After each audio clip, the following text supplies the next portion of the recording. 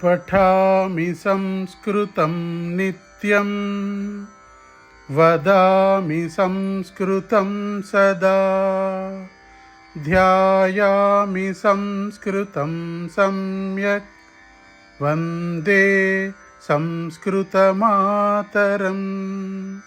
वन्दे संस्कृतमातरं वन्दे संस्कृतमातरम्।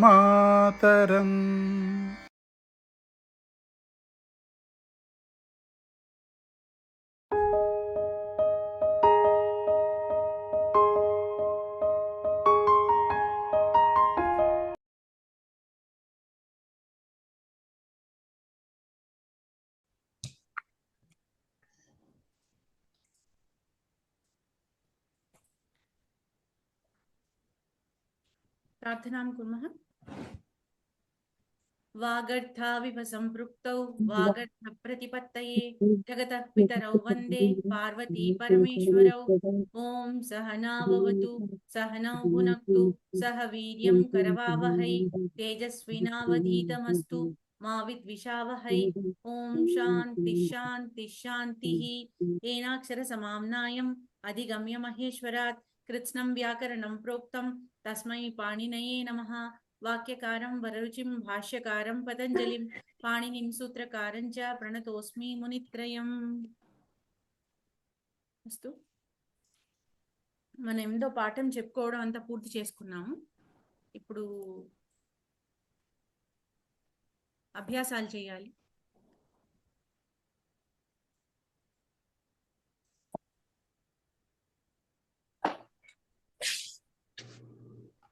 ఇప్పటి వరకు చెప్పుకున్న వాటిలో ఏమైనా సందేహాలు ఉన్నాయా?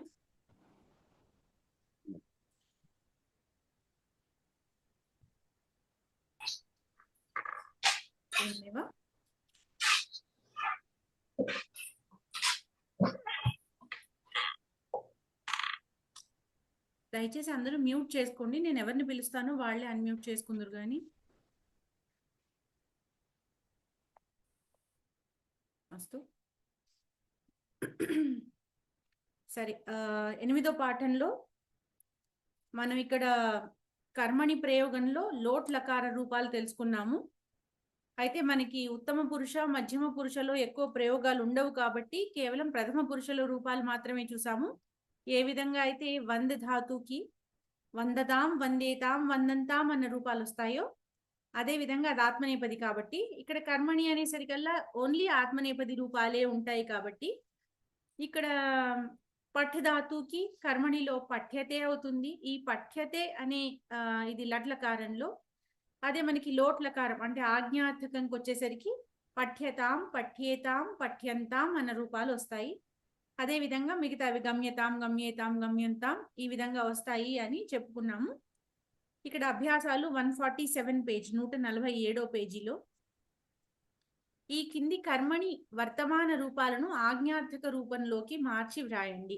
మనకి కర్మణిలోనే లట్లకారం అంటే వర్తమాన కాల రూపంలో ప్రథమ పురుష ఏకవచన రూపాలు ఇచ్చారు. ఇక్కడ దానికి మనం రాయాల్సింది ఆజ్ఞార్థకంలో ప్రథమ పురుష ఏకవచన రూపం. అయితే అంటే అక్కడ రాయాల్సింది మన ఏకవచన రూపం ఒకటే. అయితే మనకు ప్రాక్టీస్ కోసము అక్కడ రాసేది ఏకవచనమే అయినా 3 వచనాలు నాకు చెప్పండి. ఎవరినైతే పిలుస్తానో వాళ్ళు. అంటే పఠ్యతే ఉందనుకోండి, పఠ్యతాం పఠ్యేతాం పఠ్యంతాం అన్న 3 రూపాలు చెప్పాలి. అక్కడ రాయాల్సింది మనం ఏకవచనం రాస్తాము. ఇప్పుడు గమ్యతే అంటే గమ్యతాం అని ఇచ్చాడు అక్కడ ఉదాహరణలో. మనం రాయాల్సింది ఏకవచనం ఒకటే, కానీ మనకు ప్రాక్టీస్ కి ఎలాగా చెప్పుకుంటున్నాం కాబట్టి ఇవి ప్రాక్టీస్, ఈ క్రియాపదాల వరకు మనకు ప్రాక్టీస్ అయిపోతుంది కదా, అందుకని. సరే, నేను ఒక్కసారి పార్టిసిపెంట్ తీస్తే అస్తు. అమ్మ వెంకటరమణ మహోదయ. నమస్కారం మహోదయ. నమస్తే అండి. తాడ్యతేకి ఆజ్ఞార్థకంలో 3 రూపాలు చెప్పండి. అక్కడ మనం రాసేది ఒకటే రాస్తాం, కానీ చెప్పడం నాకు 3 రూపాలు చెప్పండి. ఇప్పుడు ఆజ్ఞ విద్యార్థకం మహోదయ. ఇప్పుడు ఆజ్ఞార్థకంలో అంటే లోటు అని చెప్పాలి. 147 పేజ్ లో ఉన్న అభ్యాసాలు చేస్తున్నాం మనం. అది పఠ్యేత అలా వస్తుంది కదా మహోదయ. పఠ్యతేకి పఠ్యతాం పఠ్యేతాం పఠ్యంతాం ముందర పేజ్ లో ఉన్నాయి చూడండి టేబుల్లో. అది ఆంధ్ర బుక్ మహోదయ. ఏ బుక్ అయినా అదే బుక్ అండి. పేజీ మాకు పేజీ చాప్టర్ నెంబర్ వైజ్ ఉంది. సరే, 8వ పాఠంలో అభ్యాసం అండి. 8వ పాఠంలో 3వ పేజీ. 8వ పాఠంలో అభ్యాసం. 8వ పాఠంలో 3వ పేజీ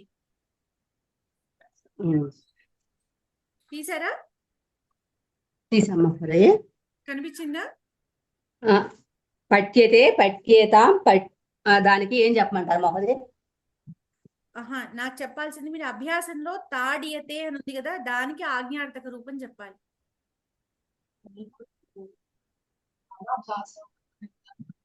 చేసుకోలేదా మీరు? అభ్యాసాలు చేసి రాలేదా? సరే, లక్ష్మీ మహోదయే చెప్పండి అమ్మ. చెప్పండి. 147వ పేజీలో అభ్యాసం చేస్తున్నాం మనం ఇప్పుడు. కర్మని వర్తమాన రూపాలు ఇచ్చాడు, దానికి మనం ఆజ్ఞార్థక రూపాలు రాయాలి. అయితే అక్కడ మనం రాయాల్సింది ఏకవచనం ఒకటే. నేనంటున్నాను 3 వచనాలు చెప్పండి అంటున్నాను. తాడియతే, తాడియతేకి 3 వచనాలు చెప్పండి. తాడియతే ఇది మీరు అన్నది ఏంటి? తాడ్యతే తాడ్యేతాం తాడ్యంతే. కాదు కాదు, మళ్ళీ ఇంకొకసారి చెప్పండి. లోట్లకార రూపాలు 3 రూపాయలు. అవునండి, లోట్లకారం ఆడండి. తాడ్యతే తాడ్యతాం. ఒక్క నిమిషం అండి. లోట్లకారం నాకు 100 ధాతుకి కర్తరీలు లోట్లకార రూపాలు చెప్పండి. 100 ధాతుగా అండి. వందతాం వందేతాం వందంతాం. తాడ్యతేకైతే ఏమవుతుంది? తాడ్యతాం తాడ్యేతాం తాడ్యంతాం. అంతే. అలాగే రెండోది చెప్పండి. వంద్యతే చెప్పండి. వంద్యతేకి వంద్యతే వంద్యేతాం వంద్యంతాం. ఇంకొకసారి చెప్పండి. వంద్యతాం వంద్యేతాం వంద్యంతాం. తాడ్యతేకి తాడ్యతాం తాడ్యేతాం తాడ్యంతాం. వంద్యతేకి వంద్యతాం వంద్యేతాం వంద్యంతాం. తర్వాత నియతే కూడా చెప్పండి అమ్మా. నియతే నియతాం నియేతాం నియంతాం. నీయతాం నీయేతాం నీయతే నీయతాం నీయేతాం నీయంతాం. ఉత్తమం. అంతేనండి. నెక్స్ట్ చెప్పనా అండి పీయతకి? వేరే వాళ్ళని అడుగుదాం. విజయ్ కుమార్ మహోదయ.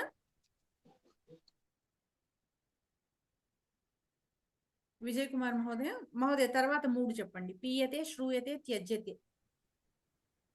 పీయతాం పీయేతాం పీయంతాం. ఉత్తమం. శ్రూయతే శ్రూయతాం శ్రూయేతాం శ్రూయంతాం. ఉత్తమం. త్యజ్యతే త్యజతాం త్యజేతాం త్యజంతాం. త్యజ్యతాం యకారం ఉండాలి. కర్మణి అంటే యకారం కంపల్సరీ మహోదయ. త్యజ్యతాం త్యజ్యేతాం త్యజ్యంతాం త్యజ్యంతాం. ఉత్తమం. సమ్యక్. పుష్పలత మహోదయే. నమస్తే మేడం. నమస్తే అండి. మిగతా 4 చెప్పేసేయండి. గమ్యతే గమ్యతే గమ్యతాం గమ్యేతాం గమ్యంతాం.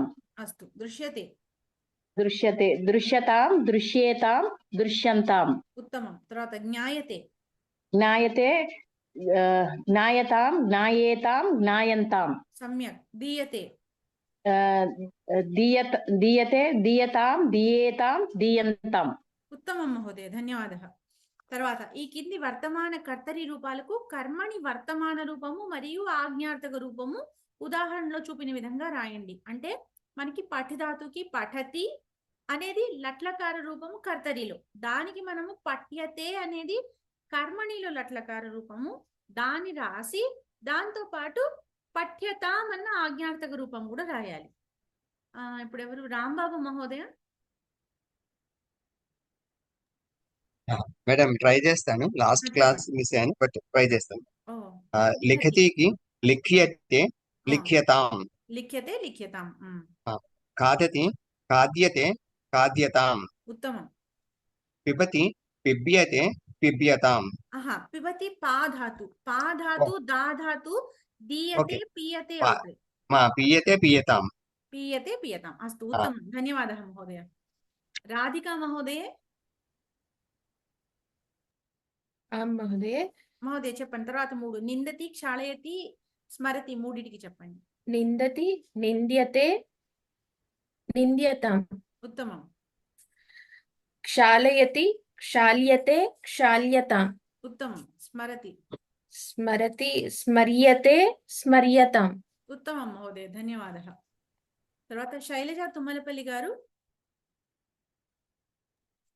తర్వాత 4 చెప్పండి అమ్మ. పశ్యతి నుంచి. పశ్యతే పశ్యతాం, అంతేనా? దృశ్యతి రాయాలా? దృశ్యతే రాయాలి. రాయాలి. దృశ్యతే. దృశ్యతే దృశ్యతాం. పశ్యతి దృష్టాతు కాబట్టి దృశ్యతే అవుతుంది. దృశ్యతే దృశ్యతాం. గచ్చతి గమ్యతే గమ్యతాం. నమతి నమ్యతే నమ్యతాం. ఉత్తమం.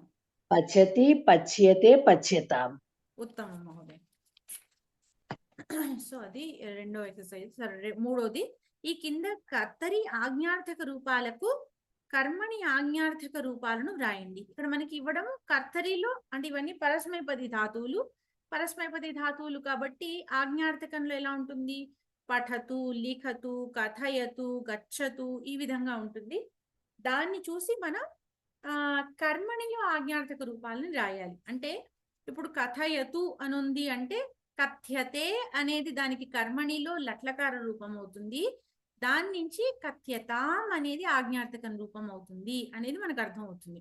సో మీరు ఇప్పుడు ఏం చెప్పాలి అంటే, నాకు ముందర ఇది చూసి ఇప్పుడు కథయతు అనుంది. కథయతు అంటే ఫస్ట్ దానికి మీరు నాకు చెప్పాల్సింది ఏంటి?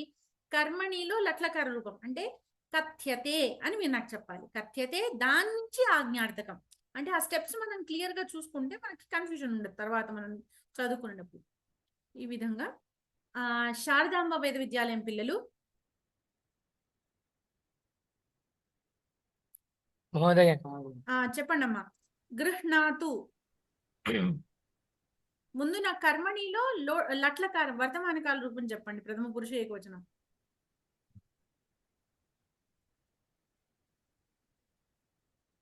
గృహ్ణాతి. గృహ్ణాతి కర్తరి కదా, కర్మణిలో చెప్పాలి. గృహ్యతే. గృహ్యతే ఉత్తమం. ఇప్పుడు దానికి ఆజ్ఞార్థకం ఏమవుతుంది? గృహ్యతాం. గృహ్యతాం ఉత్తమం. త్యజతుకి కర్మణి వర్తమాన కాలం ఏమవుతుంది? త్యజతే. త్యజ్యతే. ఇప్పుడు దానికి ఆజ్ఞార్థకము త్యజ్యతాం. త్యజ్యతాం. తర్వాత శృణోతు. శ్రూయతే. శ్రూయతే. శ్రూయతాం. శ్రూయతాం ఉత్తమం. పశ్యతు. దృశ్యతే. దృశ్యతే. దృశ్యతాం. దృశ్యతాం ఉత్తమం. స్థాపయతు. స్థాప్యతే. స్థాప్యతే. స్థాప్యతాం. ఉత్తమం. స్థాప్యతాం. పృచ్ఛతు. పృచ్ఛతే. పృచ్ఛతే. పృచ్ఛ్యతాం. పృచ్ఛ్యతాం ఉత్తమం. రక్షతు. రక్ష్యతే. రక్ష్యతే. రక్ష్యతే. రక్ష్యతాం. రక్ష్యతాం. రక్ష్యతాం. నయతు. నీయతే. నీయతే ఉత్తమం. బహు సమ్యక్. నీయతే. నీయతాం. నీయతాం. తర్వాత గచ్చతు. గమ్యతే. గమ్యతే. గమ్యతాం. గమ్యతాం. మార్జయతు. మార్జ్యతే. మార్జ్యతే ఉత్తమం. తర్వాత మార్జ్యతాం. బహు ఉత్తమం. చాలా బాగా చెప్పారు. Very nice. తర్వాత శ్రీలక్ష్మి మహోదయే, ఆజ్ఞార్థక క్రియాపదాలను ఉపయోగించి ఈ కింది కర్తరి ప్రయోగ వాక్యాలను కర్మణి ప్రయోగంలోకి మార్చండి. ఇక్కడ మనకి ఆజ్ఞార్థకము కర్తరి ప్రయోగంలో ఇచ్చారు. వాక్యాలు అన్ని కూడా మనకి ఇక్కడ మీరు చూసినట్టయితే పరస్మైపది ధాతువులు ఇచ్చారు. సో అందుకని రక్షతు, పాలయతు, లిఖతు ఈ విధంగా ఉన్నాయి. వాటికి ఇందాకట్లాగానే మనం ఏం చేయాలి అంటే కర్మణిలోకి మార్చాలి. అయితే కర్మణిలోకి మార్చేటప్పుడు మన రూల్స్ గుర్తున్నాయి కదా. కర్త ఎప్పుడు తృతీయ విభక్తిలోకి రావాలి, కర్మ ఎప్పుడు ప్రథమ విభక్తిలోకి రావాలి, కర్మని అనుసరించి క్రియాపదం ఉంటుంది, అందులో ఈ క్రియాపదము మనకి ఆజ్ఞార్థకంలో కావాలి. సో నెమ్మదిగా చెప్పండి, కంగారు లేదు, కంగారు పడకుండా నెమ్మదిగా చెప్పండి. నృపః దేశం రక్షతు అన్నదానికి నృపః ప్రథమ విభక్తిలో ఉంది, అది నృపేణ అని తృతీయలోకి మారుతుంది. దేశం అనేది ద్వితీయ విభక్తిలో ఉంది, దేశః అని ప్రథమలోకి వస్తుంది కర్మపదము. రక్షతు అది కర్తరిలో ఆజ్ఞార్థకము, దానికి రక్ష్యతే అన్నది మనకి లట్లకార రూపం, దానికి రక్ష్యతాం అన్నది ఆజ్ఞార్థకం. శ్రీలక్ష్మి మహోదయ సిద్ధంగా ఉన్నారా? మొదటి 3 చెప్పండి అమ్మా. సహ ధర్మం పాలయతు. సహ తేన తేన ధర్మః ధర్మః పాల్యతాం. పాల్యతాం, ఉత్తమం. తేన ధర్మః పాల్యతాం. ఇక్కడ పాలయతుకి పాల్యతే అన్నది లట్లకార రూపం అవుతుంది, దానికి ఆజ్ఞార్థకం పాల్యతాం అవుతుంది. ఉత్తమం మహోదయ. తర్వాత బాలకః గృహపాఠం లిఖతు. బాలకేన గృహపాఠః లిఖ్యేతాం. లిఖ్యతాం. లిఖ్యతాం అంటే మళ్ళీ మనకు ద్వివచనం అయిపోతుంది. అవును, లిఖ్యతాం. దానికి లిఖ్యతే వస్తుందా అండి? లిఖ్యతే అనేది వర్తమాన కాల రూపము, లిఖ్యతాం అన్నది ఆజ్ఞార్థకంలో రూపం. బాలకేన గృహపాఠః లిఖ్యతాం. అస్తు. లలిత రంగవల్లీం లిఖతు. లలితయా రంగవల్లీ లిఖ్యతాం. లిఖ్యతాం, ఉత్తమం. లలితయా రంగవల్లీ లిఖ్యతాం, ఉత్తమం. తర్వాత శ్రీ విద్యా మహోదయ. మాన్యే. అమ్మ మీరు కొత్తగా వస్తున్నారు ఇవాళే? కొత్తగా వస్తున్నాను. ఒక్క క్లాస్ ఇంకా వీడియోస్ చూసారా? చూసానండి. ఒక 2 మిస్ ఇంకా అవ్వలేదు నాకు, అయినా వచ్చాను. చెప్పగలరా మరి, లేకపోతే వేరే వాళ్ళ అవకాశం ఇద్దాం? ఇవాళకి నేను సరే వింటాను మాన్యే. అస్తు అస్తు. ఎస్ఎస్ రావు మహోదయ. మహోదయ తర్వాత 3 వాక్యాలు చెప్పండి. గీతా ప్రార్థనాం గాయతు నుంచి. గీతా ప్రార్థనాం గాయతు. గీతాయ ప్రార్థన గీయతాం. గీయతాం. గీతాయా కాదు, గీతయా వస్తుంది మహోదయ, అక్కడ దీర్ఘం హ్రస్వం అయిపోతుంది. గీతయా ప్రార్థన గీయతాం, ఉత్తమం. తర్వాత సుశీలః స్వచ్ఛతాం కరోతు. సుశీలేన స్వచ్ఛత కరోతు క్రియతాం, ఉత్తమం ఉత్తమం. ఇందాక గాయతు అన్నప్పుడు గీయతే అనేది లట్లకార రూపం అవుతుంది, ఇప్పుడు కరోతు అన్నప్పుడు క్రియతే అనేది వర్తమాన కాలంలో రూపం అవుతుంది, ప్రథమ పురుష రూపము. ఇక్కడ మనకి రాయాల్సింది మనం ఆజ్ఞార్థకం రాయాలి. సో క్రియతాం అయింది. సరే, ఉత్తమం. సందేశః అమృతవచనం పఠతు. సందేశః అమృతవచనం పఠతు. సందేశేన అమృతవచనం పఠ్యతాం. అమృతవచనం అనేది మనకి నపుంసకలింగం కాబట్టి అది ప్రథమ విభక్తి, ద్వితీయ విభక్తి అదే రూపం ఉంటుంది. సో అందుకని అది మారలేదు, అమృతవచనం అనే ఉంది. పఠ్యతాం. అమృత వచన రాదా అండి? వచనం అని వస్తుందా? వచనం నపుంసకలింగం.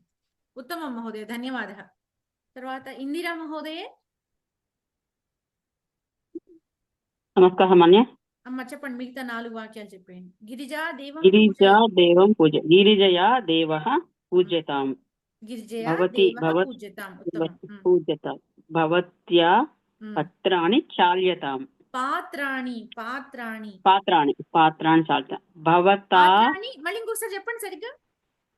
భవత్యా పాత్రాణి, నెమ్మదిగా చెప్పండి. భవత్యా పాత్రాణి చాల్యతాం. పాత్రాణి బహువచనం కదా, ఇక్కడ బహువచనం ఉంది కదా మాన్య. అవునమ్మా, పాత్రాణి అప్పుడు క్రియాపదం దాన్ని బట్టి ఉండాలి. చాల్యంతాం. భవత్యా పాత్రాణి క్షాళ్యంతాం బహువచనం కాబట్టి కర్మణి ప్రయోగంలో కర్మను బహువచనం అనుసరించి పాత్రాన్ని బహువచనం శాల్యంతాం. భవాన్ దేవా నమకు భవతా దేవాన్ నమ్యతాం. దేవాన్ ద్వితీయ విభక్తి బహువచనం. దేవః నమ్యతాం. బహువచనం. దేవాః మళ్ళీ చెప్పండి పూర్తి వాక్యం. భవచ్చ దేవాః నమ్యతాం. భవతా దేవాః నమ్యతాం. ఇంకొకసారి చెప్పండి. భవతా దేవాః నమ్యతాం. దేవాహ బహువచనం కదా మళ్ళీ. దేవాః నమ్యంతాం. అందుకే మీరు కంగారు పడకండి. ఒక్కొక్కసారి చూసారు ఇప్పుడు మీరు 4 వర్షన్స్ మార్చారు. ఆలోచించి భవతా దేవాః నమ్యంతాం. భవత భవాన్ కి తృతీయ విభక్తి ఒక్కొక్కటిగా ఆలోచించండి. భవాన్ ఉంది, భవాన్ కి తృతీయ విభక్తి ఏంటి? భవత.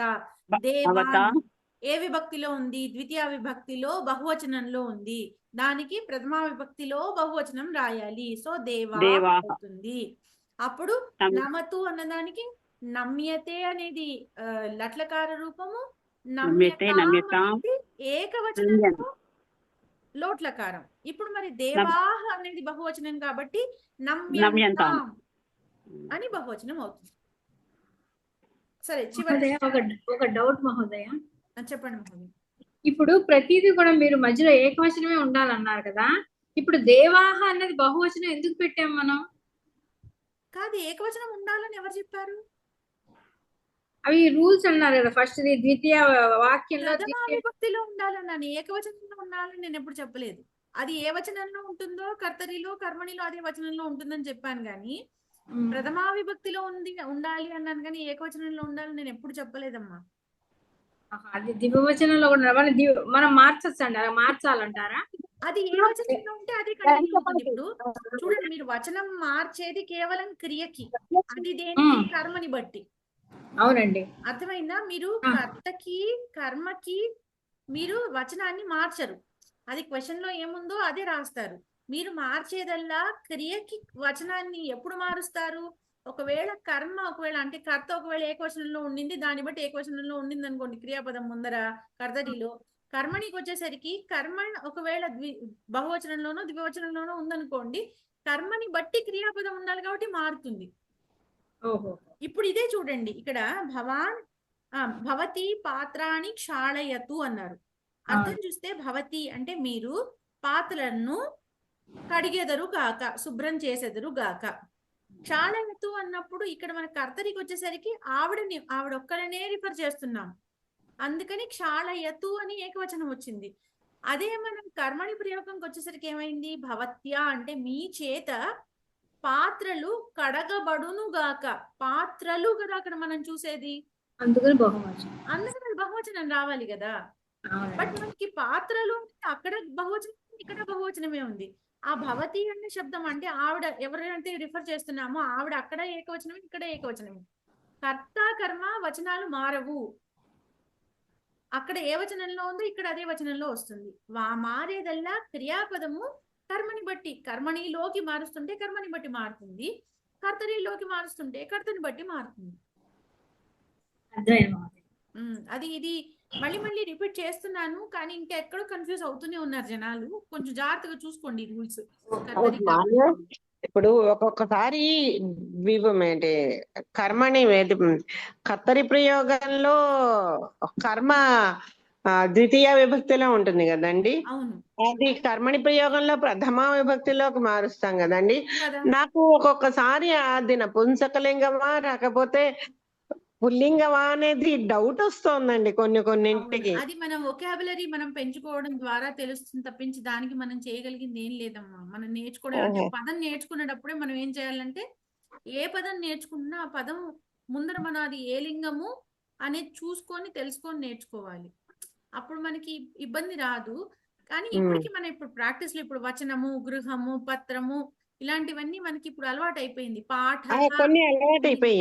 అది మనం చదవగా రావాల్సిందే అండి. అది మనం అంటే మీకు కావాలంటే అప్పటికప్పుడు డౌట్ కావాలంటే అష్టాధ్యాయులు కొడితే వస్తుంది కానీ బట్ మీరు ఓవరాల్ గా అంటే పరీక్షలో నాకు ఎలాగా అంటే అది మీరు వొకాబులరీ బిల్డప్ చేసుకోవాల్సిందే. కొన్నింటికి డౌట్ వస్తుందండి. అది ముఖ్యంగా తెలుగులో మనం ఇది పుస్తకలింగం కదా, తెలుగులో అన్నిటికీ మనం డూమువులు పెట్టేసుకొని ప్రథమ విభక్తికి చేర్చేసుకుంటాం. అవునండి.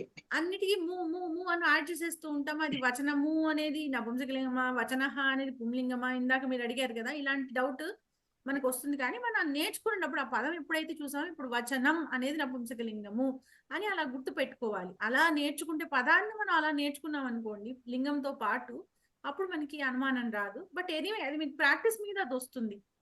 అది మనం చదవగా ఏంటంటే అది మనకి 2 సార్లు 3 సార్లు చూసారనుకోండి వచన కాదు అది వచనం అని మనకు అర్థం అవుతుంది.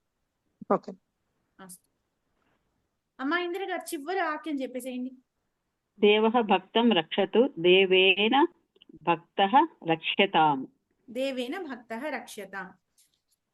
తర్వాత ఆఖరిది, కింది వాక్యాలలో వచనానికి సంబంధించిన తప్పులున్నాయి.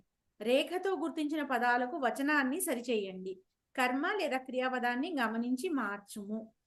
అంటే ఇక్కడ కర్మని రూపాలు ఇచ్చారు, ఒకదాన్ని అండర్లైన్ చేశారు. ఏది అండర్లైన్ చేశారో మనం దాన్ని మార్చాలి. అంటే కర్మని గాని క్రియని గాని అండర్లైన్ చేస్తున్నాయి ఇక్కడ. సో కర్మని అండర్లైన్ చేస్తుంటే క్రియ ఎలా ఉందో దాన్ని చూసి మనం మార్చాలి. దాని ప్రకారం వచనం మారుస్తాం. అంటే క్రియా కర్మ, ఇప్పుడు నేను ఇందాక చెప్పింది అదే కర్మని ప్రయోగం కాబట్టి క్రియ ఏ వచనంలో ఉంటుందో కర్మ కూడా అదే వచనంలో ఉంటుంది. రాదర్ కర్మ ఏ వచనంలో ఉంటుందో క్రియ అదే వచనంలో ఉంటుంది. అందుకని మనకి ఇప్పుడు ఈ రెండింటిని మనం పోల్చుకోవాలి. ఏది అండర్లైన్ చేశారో దాన్ని మార్చాలి. ఇప్పుడు ఇక్కడ చూస్తే రక్షకేణ గృహం రక్ష్యంతాం అన్నారు.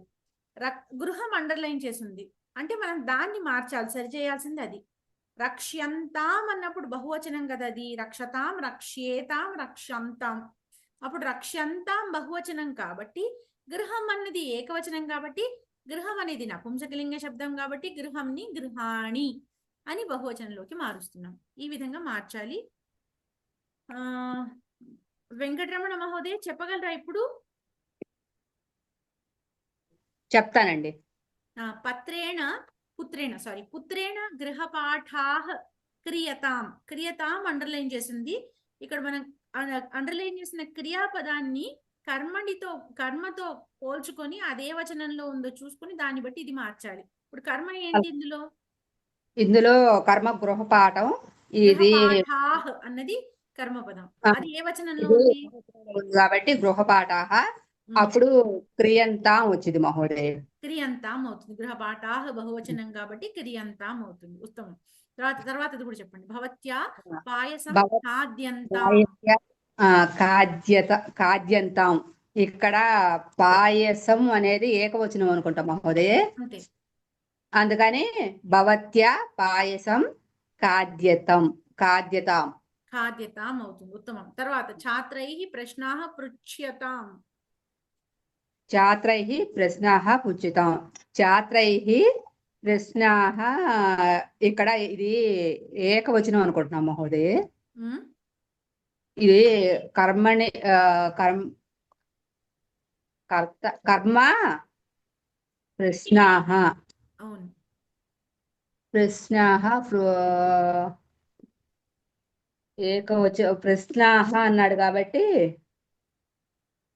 ఏకవచనం అనుకుంటున్నాం మహోదయ. ఇది అప్పుడు బహువచనము కానీ మనం మార్చాల్సింది దాన్ని. క్రియాపదము పృచ్యతాం ఉంది. పృచ్యతాం ఏ వచనము? పృచ్యతాం ఏకవచనం, పృచ్యంతాం బహువచనం. ఇప్పుడు పృచ్యతాం ఉంది కాబట్టి మనం ప్రశ్నాః శబ్దాన్ని దీనికి తగినట్టుగా ఏకవచనంలోకి మార్చాలి. ఇప్పుడు ఏకవచనంలోకి మార్చి నాకు వాక్యం పూర్తిగా చెప్పండి. చెప్తాను మహోదయ.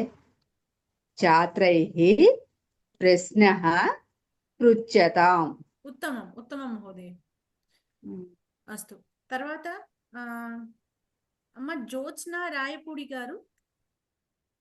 అస్తు మహోదయ. జ్యోత్స్న మహోదయ 4, 5, 6 చెప్పండి. భవద్భిః జలం నీయతాం. భవద్భిః జలం నీయతాం. ఎందుకు కర్మపదం ఏంటి ఇక్కడ?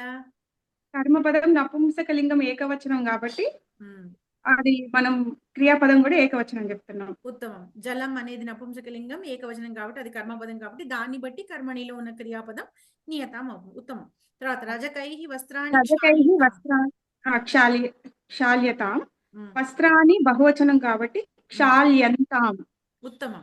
రజకైః వస్త్రాణి క్షాళ్యంతాం అవుతుంది. అస్తు. తర్వాత అస్మాభిః కార్యం క్రియేతాం.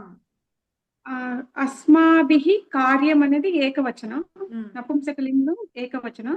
క్రియతాం. క్రియతాం. క్రియేతాం అంటే ఏ వచనం అయింది అది?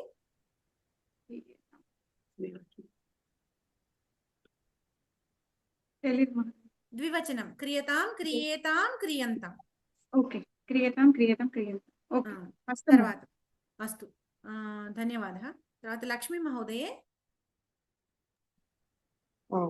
అమ్మ మిగతా పితామహేన రామాయణం పాఠ్యేతాం. పితామహేన పఠ్యేతాం. పితామహేన రామాయణం పఠ్యతాం. పఠ్యతాం. ఛాత్రైః ఉత్తరాణి లిఖ్యతాం. ఛాత్రైః ఉత్తరం లిఖ్యతాం. ఉత్తమం. ఛాత్రైః దుర్గుణాః త్యజ్యతాం. ఛాత్రైః దుర్గుణాః త్యజ్యంతాం. తర్వాత మహిళాభిః పుష్పం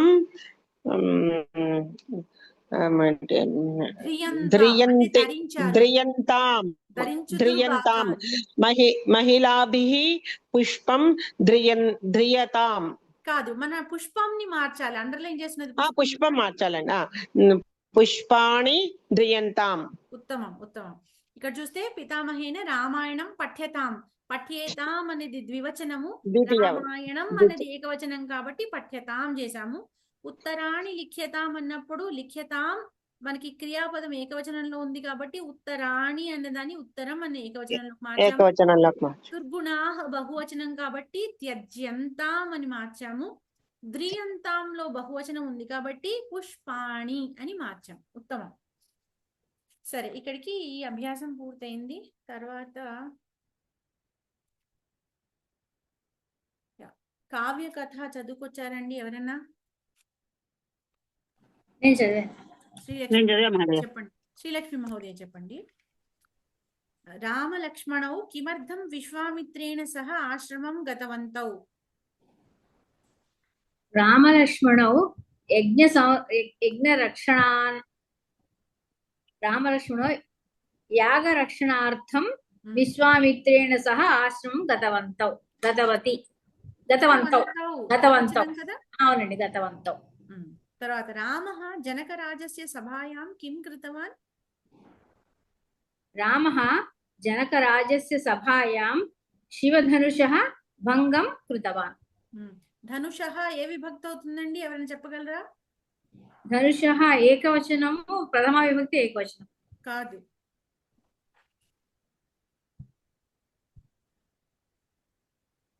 ఎవరన్నా చెప్తారా? ధనుషః ఏ విభక్తి అవుతుందో? షష్ఠి కదా మేడం, షష్ఠి విభక్తి అవుతుంది. యొక్క భంగము కదండి శ్రీలక్ష్మి మహోదయ.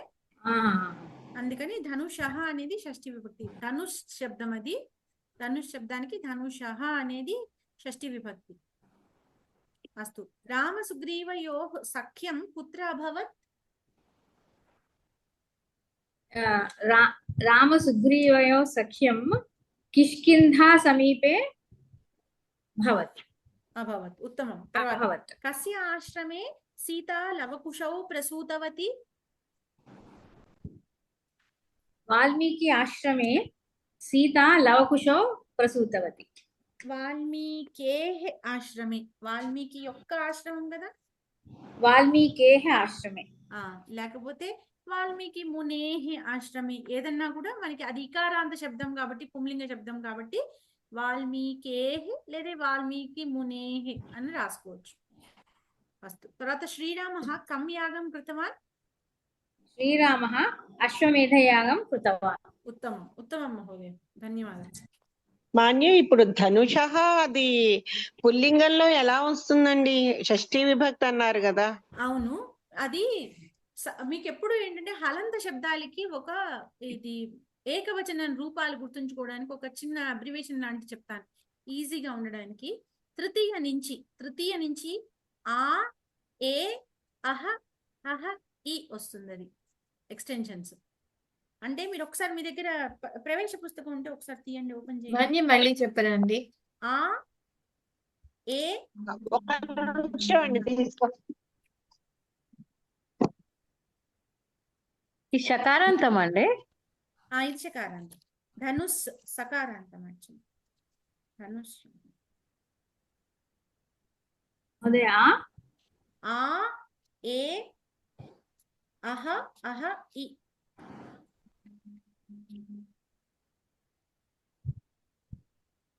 పేజ్ నెంబర్ ఏదండి దాంట్లోను? అంటే చూస్తున్నా, ఉందా అని చూస్తున్నాను. విద్వస్ శబ్దం లాగా వస్తుందండి. 231 వేదస్ అని ఉందండి. 231 అదస్ శబ్దం కూడా వస్తుందా మహోదయ? ఏంటమ్మా? అదస్ కూడా వస్తుందా? అదస్ అనేది కొంచెం అవి సర్వనామ పదాలు కదా, అవి వేరేలా ఉంటాయి. 231 లో విద్వస్ శబ్దం చూడండి.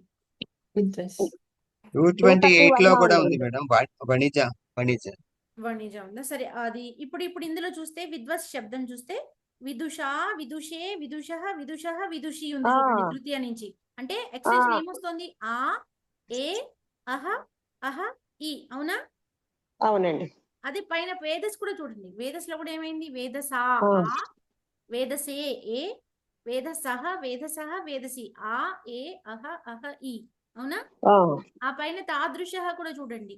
ఆ ఏ అహ అహ ఈ. తృతీయ నుంచి కిందకి ఏకవచనంలో అన్నిటికీ కూడా ఇదే ఎక్స్టెన్షన్స్. మీకు హలంత శబ్దాలు అన్నిటికీ ఇదే ఎక్స్టెన్షన్స్. ఈ ముందర పేజ్ లో ఉన్న నకారాంత శబ్దాలు చూడండి, వాటికి కూడా అలాగే ఉంటుంది. గుణిన్ శబ్దం అలాగే ఉందండి. అవునండి. గుణిన, గుణిని, గుణిన, గుణిని. ఆ ఏ అహ అహ ఈ. మీకు అన్ని హలంతాలకి ఇవే రూపాలు వస్తాయి. హలంతాలు అనేసరికల్లా మీకు ఆ ఏ అహ అహ ఈ. ఇది గుర్తు పెట్టుకుంటే హలంత శబ్దాలన్నిటికీ వచ్చేసినట్టే. అలాగే నపుంసకలింగంలో కూడా దదత్, జగత్ ఇవన్నీ ఉన్నాయి చూసారా, వాటికి కూడా ఏకవచనంలో తృతీయ నుంచి ఇవే రూపాలు 237 లో ఉన్నాయి చూడండి.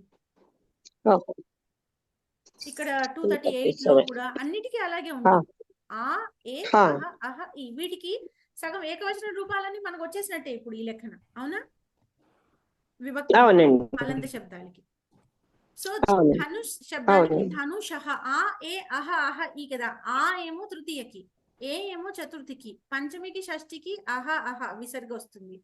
ఈ ఏమో సప్తమికి. అవునండి. ఓకే. సో ఇప్పుడు షష్ఠికి మనకు ధనుషః వచ్చింది అనమాట, ధనుష్ శబ్దానికి.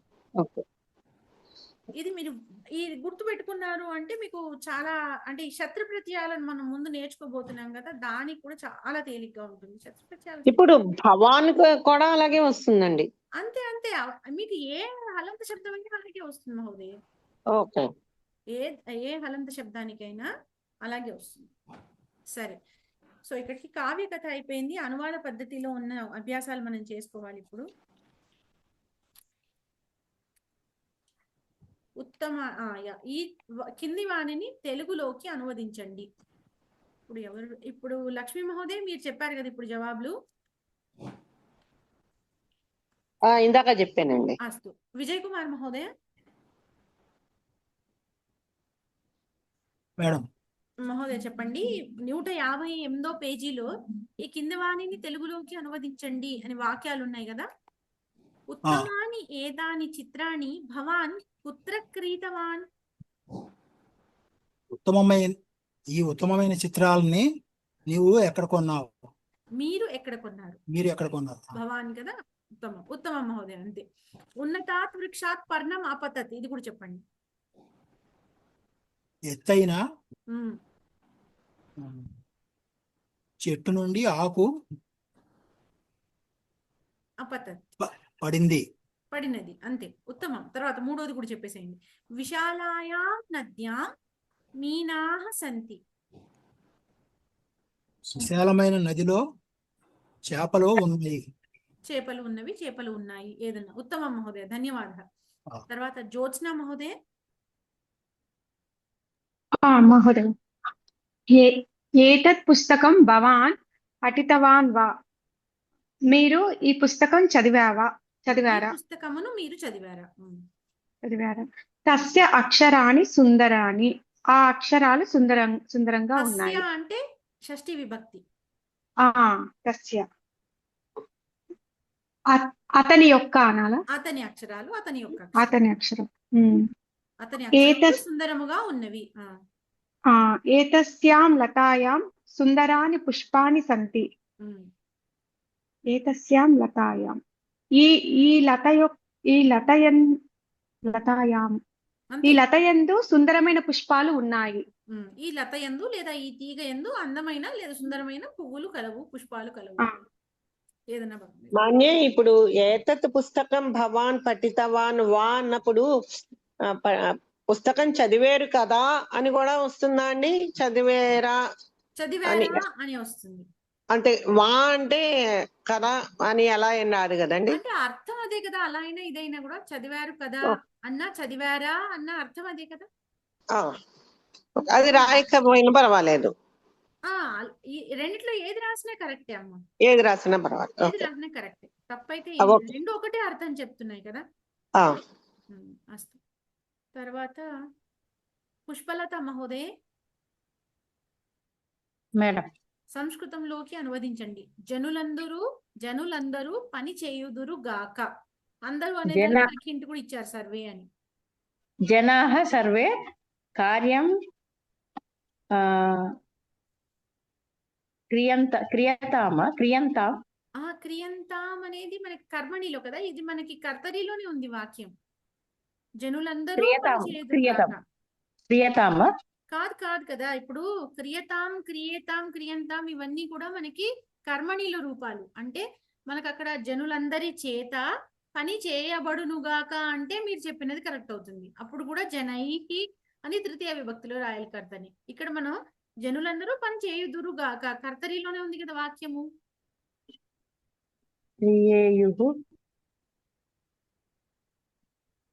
చేయడం ఏమంటారు మామూలు లట్లకారంలో?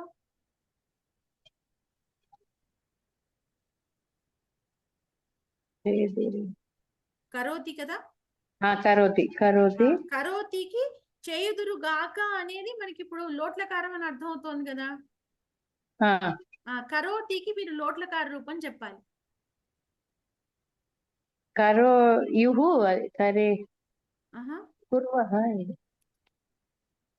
లోట్లకారం ఏకవచనం చెప్పండి ముందు.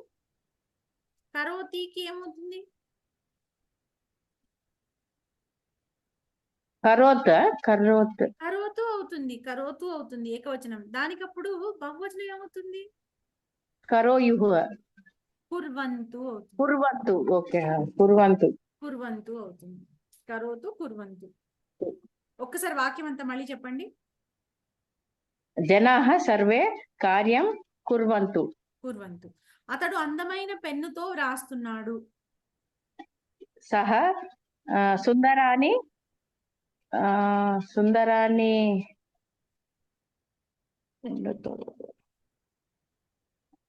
మీరు విశేషణం ఉన్నప్పుడల్లా ముందు విశేషం చూడాలి.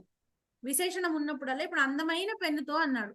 అందమైన అనేది విశేషణం. మన ఇందాక అనువాద పద్ధతిలో మనం మొన్న నేర్చుకున్నది అదే.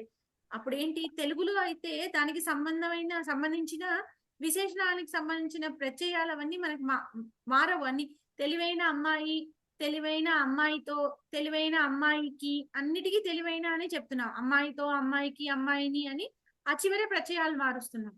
అయితే సంస్కృతంలో అలా కాదు. విశేషణానికి విశేష్యానికి కూడా అదే లింగము, అదే వచనము, అదే విభక్తి ఉంటాయి.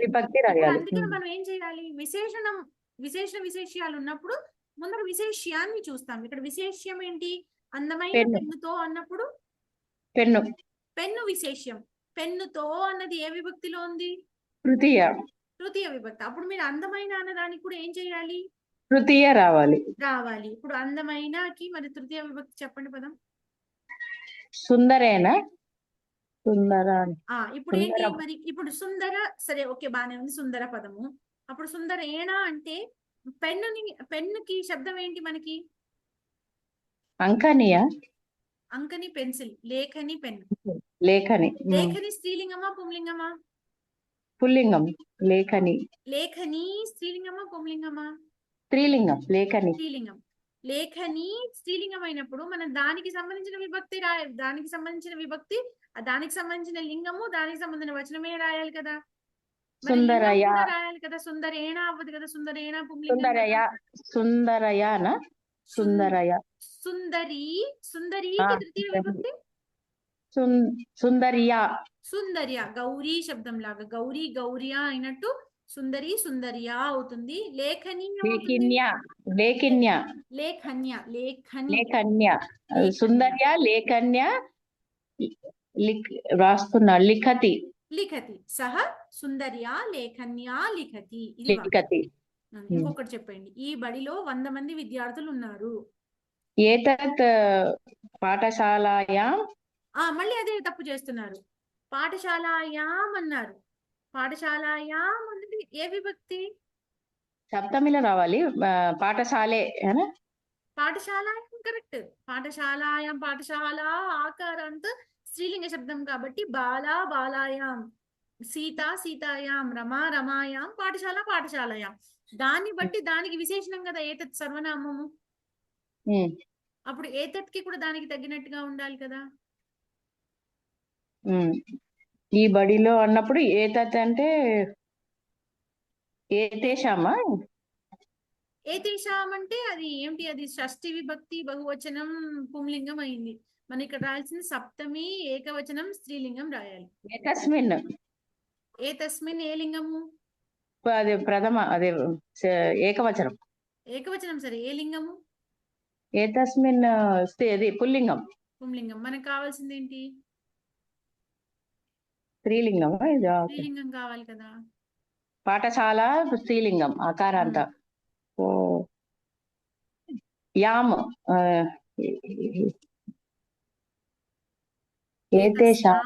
ఏతస్యాం పాఠశాలాయాం కతి పుష్పాని సంతి. కిందలే పైనకెళ్ళ 100 మంది విద్యార్థులు ఉన్నారు. మీరు రెండు కలిపి చెప్పేస్తే ఎలా? కలిపేస్తారు. ఏతస్యాం పాఠశాలాయాం ఏతస్యాం పాఠశాలాయాం శతం విద్యార్థినాః ఛాత్రాః సింపుల్ కదా, ఛాత్రాః చెప్పు. ఛాత్రాః సంతి. ఏతస్యాం పాఠశాలాయాం 100 ఛాత్రాః సంతి. లేదు మీకు పాఠశాలాయాం ఈ స్త్రీలింగం కష్టంగా అనిపించింది అనుకోండి, ఏతస్మిన్ విద్యాలయే. విద్యాలయే, విద్యాలయ పుంలింగ శబ్దం కాబట్టి విద్యాలయే రాయడం ఈజీ. దానికి తగినట్టు ఏతస్మిన్ రాసేయాలి.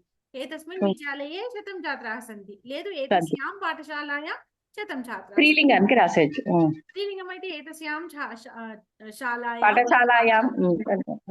అదే పుంలింగంలో రాస్తే ఏతస్మిన్ విద్యాలయే. విద్యాలయే. ధన్యవాద. తర్వాత రాధికా మహోదయ. మహోదయ, ఆ మాలలో ఎన్ని పువ్వులు ఉన్నాయి? తస్యాం మాలాయాం కతి పుష్పాని సంతి. సేమ్ ఇక్కడ కూడా ఇందాకట్లాగానే మాల అన్నప్పుడు స్త్రీలింగము షష్ఠి అదే సప్తమి విభక్తి వస్తుంది కాబట్టి తస్యామని తత్శబ్దానికి కూడా తస్యామని స్త్రీలింగంలో సప్తమి ఏకవచనంలో చెప్పాలి. ఉత్తమ మహోదయ. తర్వాత ఏ మనిషిలో దోషం లేదు? కస్మిన్ మనిషిలో కాబట్టి మనుష్యే దోషః నాస్తి. ఉత్తమం. కస్మిన్ మనుష్యే దోషః నాస్తి. తర్వాత ఈ ప్రపంచంలో ఎన్నో రకాల మనుషులు ఉన్నారు?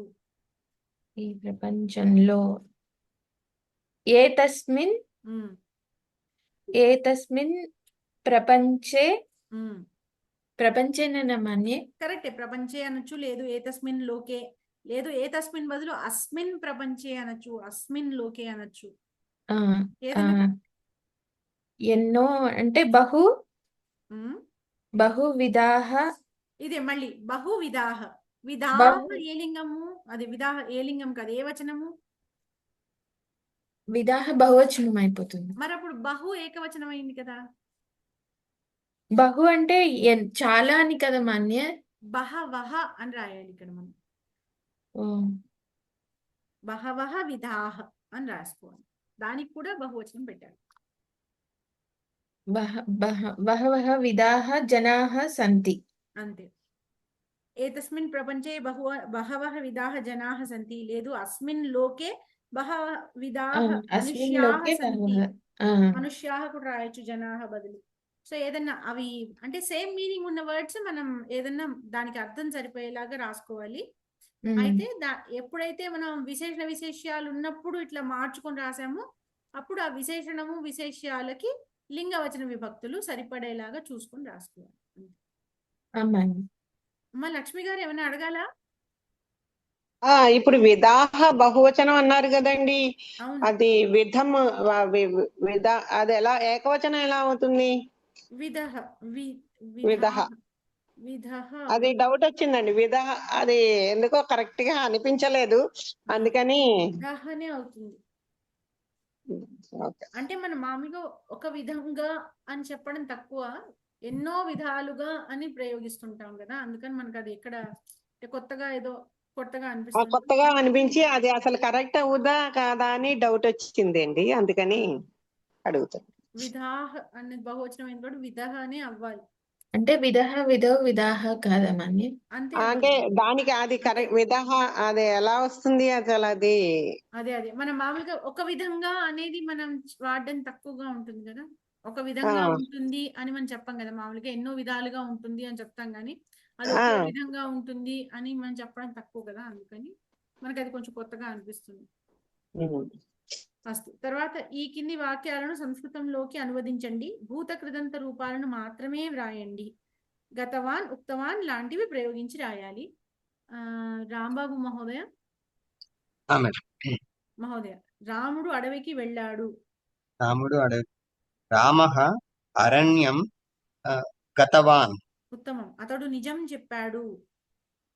సహ సత్యం ఉక్తవాన్. ఉక్తవాన్ ఉత్తమం. ఇక్కడ సత్యం ఉక్తవాన్ అన్నప్పుడు ఉక్తవాన్ లో ఉకారం అచ్చు కాబట్టి సత్యంకి అనుస్వారం బదులు మకారం పెట్టాలి. తర్వాత నేను మంచి పండు తిన్నాను. అహం ఉత్తమం ఫలం ఖాదితవాన్. ఉత్తమం. ఫలం అన్నది నపుంసకలింగం కాబట్టి ఉత్తమం ఫలం అని చెప్పాలి. సమ్యక్ మహోదయం. తర్వాత శైలజా తుమ్మలపల్లి గారు. మహోదయ చెప్పండి మిగతా 3 వాక్యాలు. నీవు సినిమాకు వెళ్ళావా? త్వం చిత్రమందిరం గతవాన్ వా? త్వం చలనచిత్ర మందిరం లేదు చలచిత్ర మందిరం లేదు చిత్రమందిరం గతవాన్ వా. తర్వాత కార్యక్రమానికి చాలా మంది వచ్చారు.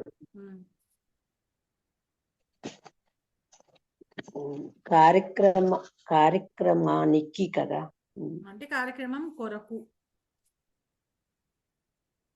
కార్యక్రమాయ రాయాల. కార్యక్రమాయ బహు జనాః ఆగతవాన్. బహవః జనాః ఇందాకట్లాగానే సేమ్ అది. బహవః జనాః ఆగతవాన్ ఏకవచనం. జనాః కదా మనం ఆగతవతః. ఆగతవంతః బహువచనం. ఉత్తమం. ఆగతవాన్ ఆగతవంతః. కార్యక్రమాయ బహవః జనాః ఆగతవంతః లేదు కార్యక్రమార్థం బహవః జనాః ఆగతవంతః, ఏదన్నా కరెక్ట్. సీత కథ రాసింది. సీత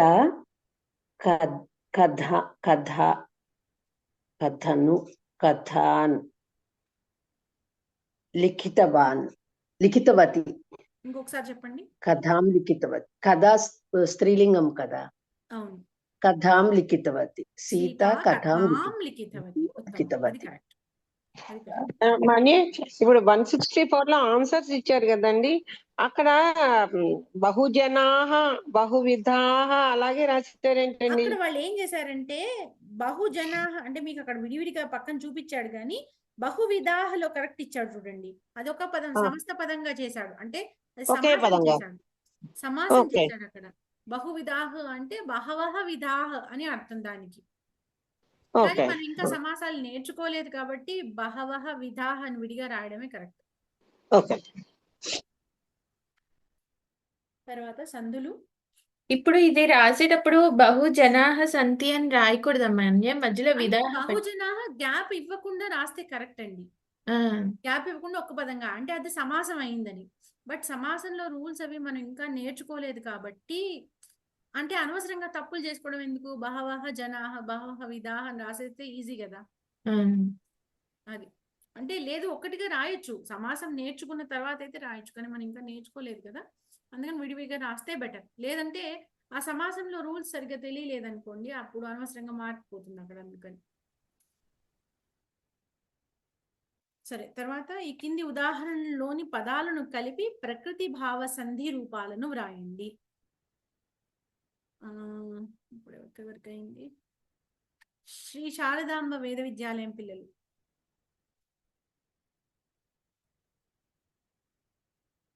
శారదాంబ వేద విద్యాలయం చెప్పండి. గ్రామ ప్లస్ రిషభ. గ్రామ రిషభ. గ్రామ రిషభ లేకపోతే ఏమయ్యేది అంటే, ప్రకృతి భావం రాకపోతే వైకల్పికంగా ఏమొచ్చేది? గ్రామర్షభ. గ్రామర్షభ అదే సంధి అయ్యేది, గుణసంధి. గుణసంధి అయ్యేది. గుణసంధి అవ్వకుండా ప్రకృతి భావ అయింది ఇక్కడ. తర్వాత మహా ప్లస్ ఋషి. మహర్షి అవుతుందా? మహర్షి సరే, గుణసంధి. ప్రకృతి భావం వస్తే మహర్షి. మహర్షి దీర్ఘం ఉండదు, మహర్షి కాదు, మహర్షి. దీర్ఘాలన్నీ హ్రస్వాలు అయిపోతాయి. రాజా ప్లస్ ఋషి అయినప్పుడు మనం ఏమనుకున్నాం, రాజ ఋషి అవుతుంది అనుకున్నాం కదా, ఆ విధంగా. వర్ష ప్లస్ ఋతు. వర్ష ఋతు. లేదు, ఒకవేళ ప్రకృతి భావం కాకుండా అయితే వేరే సంధి ఏమవుతుంది?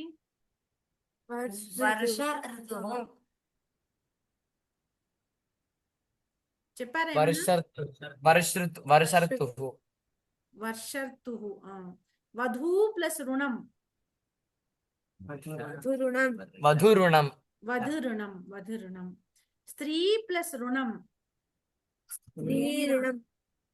స్త్రీ రుణం అవుతుందా? స్త్రీ రుణం. స్త్రీ రుణం దీర్ఘం రాదు, దీర్ఘాలన్నీ హ్రస్వాలు అయిపోతాయి. తర్వాత విత్తకోశ రుణం. విత్తకోశ రుణం. విత్తకోశ రుణం. విత్తకోశ రుణం అని అవుతుంది, దానిలో ఇంకా తగ్గేది ఏం లేదంతే. నెక్స్ట్ రాజా ప్లస్ ఋషభ. రాజ ఋషభ. పవిత్ర ప్లస్ రిక్. పవిత్ర రిక్. పవిత్ర రిక్. పరమ ప్లస్ ఋషి. పరమ ఋషి. పరమ ఋషి. ప్రకృతి భావం రాయాలంటే ఇలా రాయాలి. ఉత్త ఈ పదాలు రెండు ఇచ్చి రాయండి సంధి అంటే, ప్రకృతి భావము రాయాలి, గుణసంధి అయితే గుణసంధి, వృద్ధి సంధి అయితే వృద్ధి సంధి, ఏదైతే అది, వేరే సంధి కూడా సవని దీర్ఘ సంధి అయితే అది, ఏది వస్తుందో అది కూడా రాయాలి. నెక్స్ట్ యకార వకార లోపనకు సంబంధించినది అభ్యాసము. ఉత్తమం. వేరే వాళ్ళని అడుగుదాం అమ్మా ఇప్పుడు. ఎవరు చెప్పాలి? శ్రీలక్ష్మి మహోదయ్.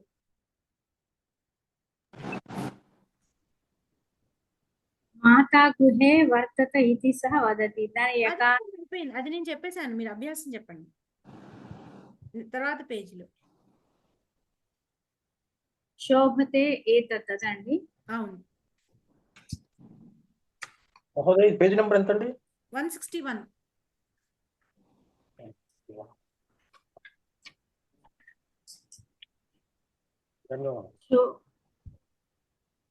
శోభ ఇతి. శోభ ఇతి కాదు కాదు, మీరు పైన ఉదాహరణ చూడండి. రామే ప్లస్ ఇతి అన్నప్పుడు యాంతవాంతర్ది సంధిలో ఏమవుతుంది? ఏ ఉన్న చోట అవతల అంటే దానికి పరంగా ఇకారం వచ్చింది కాబట్టి, అంటే అన్యస్వరం వచ్చింది కాబట్టి అక్కడ ఏమైంది? ఏత్వం బదులు ఐ వచ్చింది, అవునా? రామయ్య ప్లస్ ఇతి అవుతుంది, అక్కడ యకారం లోపు వచ్చి రామ ఇతి అయింది. ఇప్పుడు దాన్ని బట్టి చెప్పండి. శోభతే ప్లస్ ఏతత్, తాలో ఏకారం ఉంది, దానికి పరంగా ఏమొచ్చింది? ఏ వచ్చింది కదండి. ఏ వచ్చింది. అకారం కాకుండా ఏది వచ్చినా కూడా అక్కడ మనకి యాంతవాంత సంధి అవుతుంది, అవునా? ఇప్పుడు శోభతే ప్లస్ ఏతత్ ఎలా మారుతుంది? ఏకారం ఎలా మారుతుంది? ఏకారం ఐ కింద ఐ కింద మారుతుంది. ఐ కింద మారుతుంది. సో శోభతే అన్నది ఎలా మారుతుంది? శోభయత. ఆహా, ఏత్వం అయ్యగా మారుతుంది. శోభతై అవుతుంది అది. శోభతై. శోభత ప్లస్ ఏత్వం కదా, శోభత ప్లస్ ఐ శోభతై అవుతుంది. అవునా? శోభతై. శోభతై ప్లస్ ఏతత్, అక్కడ యకారం పోతుంది. శోభైతత్. శోభత ఏతత్. శోభత ఏతత్. శోభత ఏతత్. రోచతే ప్లస్ ఔషధం. రోచత ఔషధం. రోచత ఔషధం. ఇక్కడ కూడా అంతే, రోచతే ప్లస్ ఔషధం అన్నప్పుడు ఏత్వానికి అసవర్ణమైన అచ్చుపరమైన, అంటే అకారం కాకుండా వేరే అచ్చుపరమైంది. అలా పరమవ్వడం వల్ల ఏత్వానికి ఐ వస్తుంది. సో రోచతే ప్లస్ ఔషధం రోచతయ ఔషధం అవుతుంది. సో యకారం పోయి రోచత ఔషధం మిగులుతుంది. తర్వాత బాలవ్ ప్లస్ ఆగతవ్. బాల ఆగతవ్. బాలా ఆగతవ్ ఎలా వచ్చింది? అకారానికి అకారం. అకారానిక బాలవ్ ఔ. ఔకారానికి ఆ వచ్చింది. అప్పుడు దానివల్ల ఏమవుతుంది? ఔ బదులు ఏమొస్తుంది? బాలా ఆగతవ్. ఔ బదులు ఏమొస్తుంది?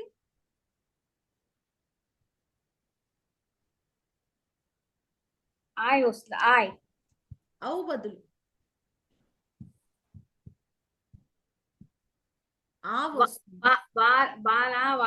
బాలా ఆగతవ్. అవును, అందుకని ఇప్పుడు అక్కడ ఏమొస్తుంది? ఔ బదులు ఆ వస్తుంది. ఆ వస్తుంది. అందుకని బాలవ్ ప్లస్ ఆగతవ్ బాలావ్ ప్లస్ ఆగతవ్ అయింది. అవునా? అవునండి. బాలావ్ ప్లస్ ఆగతవ్ అయింది. అక్కడ వకారం లోపం వచ్చింది. అందుకని బాలా ప్లస్ ఆగతవ్, బాలా ఆగతవ్ మిగిలింది అక్కడ రూపం. ఓకే. పఠ్యంతే ప్లస్ ఏతైహి. శ్రీవిద్య మహోదయ చెప్తారా? నెక్స్ట్ క్లాస్ అన్నారు కదా. ఎస్ఎస్ రావు మహోదయ చెప్పండి. ఎస్ఎస్ రావు మహోదయ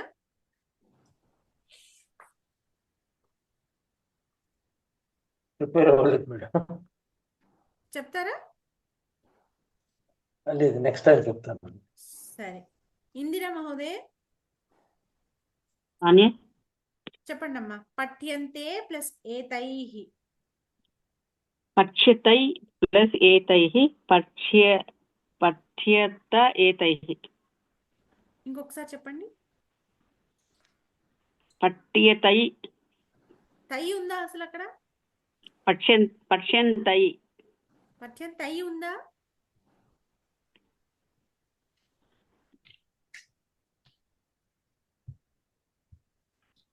పఠ్యంతే ప్లస్ ఏతైహి కదా. పఠ్యంతే ప్లస్ ఏతైహి కదా. అవును అన్య. అప్పుడు అక్కడ ఏత్వానికి ఏత్వం పరమైంది. అకారం కాదు కాబట్టి అక్కడ ఏమవుతుంది? ఏత్వం బదులు ఏమొస్తుంది? పఠ్యతయానా బదులు ఏమొస్తుంది? నేను మన క్లాస్ కి రాలేదు మన్య. క్లాస్ లో వినలేదు. మరి మన వీడియో ఎందుకు వినలేదమ్మా? మరి విన్నాను మొత్తం విన్నాను. లాస్ట్ లో ఇదే కొంచెం ఒక్కసారి విన్నాను, మొత్తం విన్నాను. మీరు యాంతవాంత చెప్పినప్పుడు విన్నారా? వినలేదు. ప్రకృతి భావం విన్నాను, ప్రాంతం విన్నాను కానీ అంత బాగా అర్థం కాలేదు. మళ్ళీ మొన్న క్లాస్ కాదు, ముందర చెప్పాను నేను, ముందర పాఠంలో. సరే ఓకే, చూసుకోండి ఒకసారి మళ్ళీ. అన్నపూర్ణ గారు.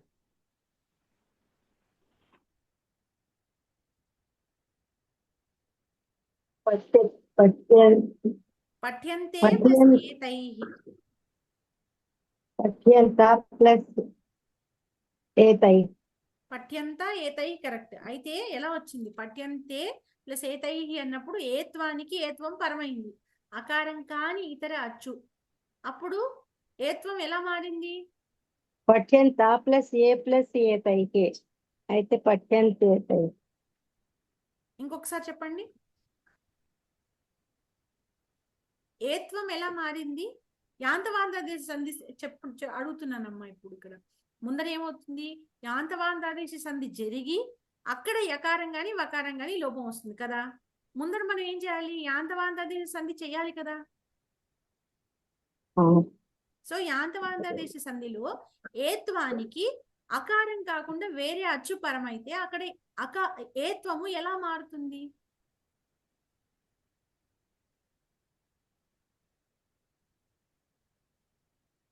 ఐగా మారుతుంది. యాంతవాంతదేశ సంధిలో ఏత్వానికి అకారం కాకుండా ఇతర అచ్చు ఏది పరమైనా ఐగా మారుతుంది.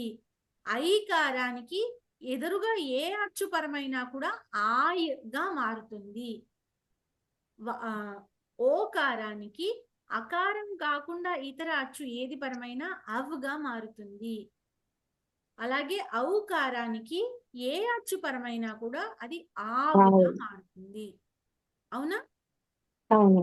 ఇప్పుడు చెప్పండి. పఠ్యంతే ప్లస్ ఏతైహిలో ఏకారానికి ఏత్వం పరమైంది. ఇప్పుడు ఏకారం ఎలా మారుతుంది? పక్షంతే ప్లస్ ఏకి అయితే యావుగా అవుతుంది. పక్షంత్యావ్ ఆవుగా వస్తుంది. అసలు వకారం వస్తుందా అసలు ఏత్వం ఉన్నప్పుడు? సంధి రూల్స్ ఎవరు చదవట్లేదు, అసలు మర్చిపోతున్నారు పూర్తిగా. యావుగా వస్తుంది. యావుగా రాదు. అయితే ఐ రావాలి, ఆయ్ రావాలి, అవ్ రావాలి, ఆవ్ రావాలి. ఏది వస్తుంది చెప్పండి. పక్షంత ప్లస్ ఏ ప్లస్ ఐ ఏకి ఏ పరమే ఐ వస్తుంది. పక్షంత ఐ. సరే, నేను చెప్పేస్తానండి. ఇప్పుడు నేను ఆన్సర్ నేను చెప్పడం నాకు 1 నిమిషం పని. మీకు అర్థం అవ్వాలని మళ్ళీ మళ్ళీ చెప్పిస్తున్నాను మీకు. సరే, ఎనివే ఇప్పుడు నేను చెప్పేస్తాను. పఠ్యంతే ప్లస్ ఏ తైహి అన్నప్పుడు ట్రై చేయనండి. ఒక నిమిషం, ఇది ఒకటి చెప్పేస్తాను, నెక్స్ట్ మీరు చెప్తారు కానీ. పఠ్యంతే ప్లస్ ఏ తైహి అన్నప్పుడు ఏకారానికి ఏత్వం పరమైంది. ఏకారానికి ఏత్వం పరమైనప్పుడు అది అకారం కాదు కాబట్టి ఏత్వము ఐగా మారుతుంది. ఐగా మారి పఠ్యంతే ప్లస్ ఏతైహి అన్నది పఠ్యంతయ ఏతైహి అవుతుంది. పఠ్యంతయ ఏతైహి అయినప్పుడు యకారం ఇక్కడ లోపం అయ్యి పఠ్యంత ప్లస్ ఏతైహి. ఆన్సర్ చూస్తే మీకు అర్థమవుతుంది, కానీ ఎట్లా అర్థమైందో చేస్తే మీరు ఇదే కాదు ఏదన్నా చేయగలరు. మీరు కాన్సెప్ట్ మీరు అర్థం చేసుకుంటే ఈ ఒక్క బిట్టే కాదు ఏదన్నా చేయగలరు. ఆన్సర్ చూస్తే మనకు ఆన్సర్ ఇట్లా వచ్చింది అని అర్థం అవుతుంది, కానీ ఆ ప్రొసీజర్ మనం తెలుసుకున్నాం అనుకోండి ఏదన్నా చేయగలం. అందుకని నేను ప్రొసీజర్ మీతో చెప్పించడానికి ప్రయత్నిస్తున్నాను. సరే, ఓకే. లక్ష్మి గారు చెప్పండి అమ్మా. దృశ్యం మహోదయ చివర్లో నేను ఒకటి ట్రై చేయనండి. అంటే నేను ఒకటి బాలక ఆగతో నేను ట్రై చేశాను, అది స్టెప్స్ కిందను. చివర్లో ఒకసారి చెప్పనా అండి? సరే, నేను 1, 2 మీద చెప్పిస్తాను చివర్లో. లక్ష్మి గారు చెప్పండి అమ్మా. దృశ్యంతే ప్లస్ ఆలయాహ. దృశ్యంతే దృశ్యంత్య అని వస్తుందండి. ఏత్వం బదులు ఏమొస్తుంది? ఏత్వం బదులు ఐత్వం వస్తుంది. ఐ వస్తుంది. ఐ వస్తుందండి. దృశ్యంతయ అవుతుంది. దృశ్యంత్యై ప్లస్ ఆలయాహ. దృశ్యంత ఆలయాహ అది మిగులుతుంది. పచ్యతే ప్లస్ ఓదనః. పఠ్యతే, దీనికి కూడా పఠ్యత్య పచ్యతే పచ్యత్య అని వస్తుందండి. తై ప్లస్ ఓదనం. అది పలకడం సరిగా అర్థం కావట్లేదు, రాయడం అయితే ఇది. చూపిస్తా ఒకసారి. అయ్యన్ పలకాలి కాదు స్పృశ్య అయ్య అని పలకాలి. సరే, బోర్డు మీద రాసి చూపిస్తాను మీకు, అప్పుడు క్లియర్ అర్థం. ఇప్పుడు చూడండి, పచ్యతే ప్లస్ ఏ ఉంది కదా, పచ్యతే కదా, ఇది పచ్యతే ప్లస్ ఏ తర్వాత ఓదనః. ఓదనః ఉంది కదా, ఓ ఉందనుకోండి. సరే, ఓదనఃలో ఓ ఒకటి రాస్తున్నాను, పక్కన వదిలేసేయండి. ఓ ఉంది కదా. ఇప్పుడు చూడండి, ఇప్పుడు తే నేను రాస్తున్నాము, త ప్లస్ ఏగా రాసుకుంటున్నాం మనం. త అనే కేవల వ్యంజనము ప్లస్ ఏ, దీనికి ఓత్వం కలుస్తుంది. పరంగా ఓత్వం ఉంది. ఇప్పుడు ఏమవుతుంది? యాంతవాంతాదేశ సంధి అయినప్పుడు ఏత్వం కాస్త ఏమవుతుంది? ఐగా మారుతుంది. ఎదురుగా ఉన్నది అకారం కాని ఇతరచ్చు కాబట్టి ఈ ఏ ఎలా మారుతుంది? ఐగా మారుతుంది. ఐ మిగులుతుంది.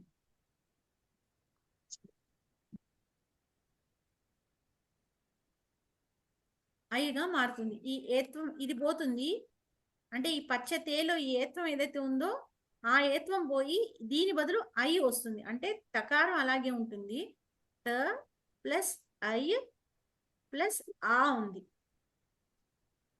ఇప్పుడు ఏమవుతుంది? ఓ ఉంది, సారీ, ఓ ఆ కాదు, ఓత్వం ఉంది ఇక్కడ. ఇప్పుడు మామూలుగా యాంతవాంతాదేశ సంధి జరిగితే ఏమవుతుంది? ఇది కేవల వ్యంజనం కదా, దీనిలోకి అకారం వచ్చి చేరుతుంది. సో పచ్యత అయిపోతుంది, పచ్యత అవుతుంది. ఇప్పుడు యకారం విడిగా ఉంటుంది, ఓత్వం విడిగా ఉంటుంది. యాంతవాంతాదేశ సంధి దగ్గర ఆగితే ఏమవుతుంది? ఇది కేవల వ్యంజనం కాబట్టి ఈ ఓకారం దీనిలోకి వచ్చేస్తుంది.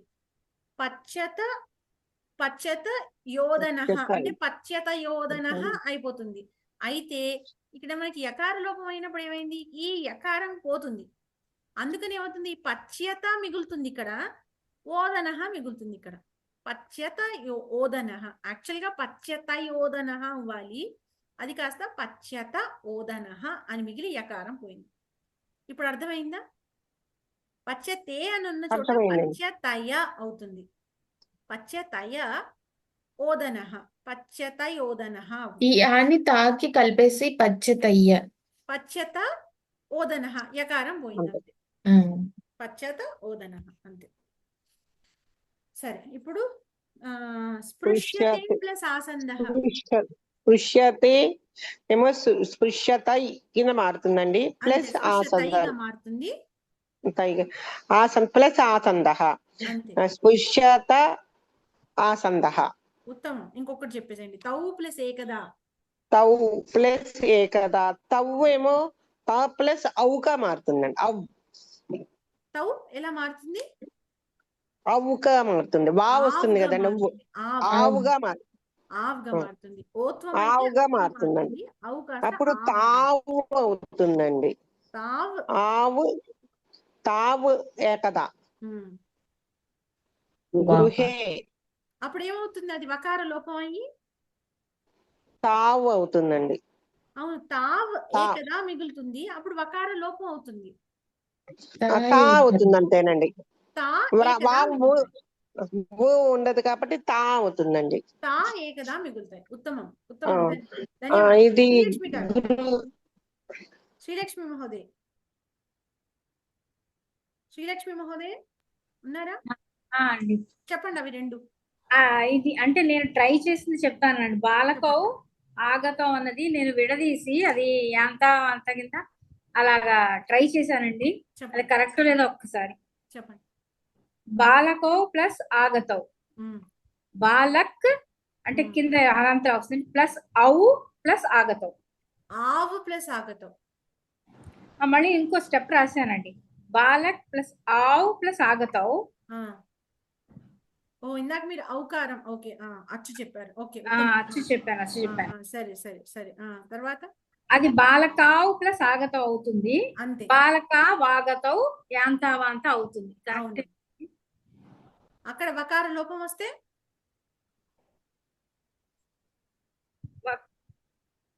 వకార బాలకా వాగతౌ, వకార లోపం వస్తే బాలక్ ప్లస్ ఆ ప్లస్ ఆగతౌ, అప్పుడు బాలక ప్లస్ ఆగతౌ అని వస్తుందండి.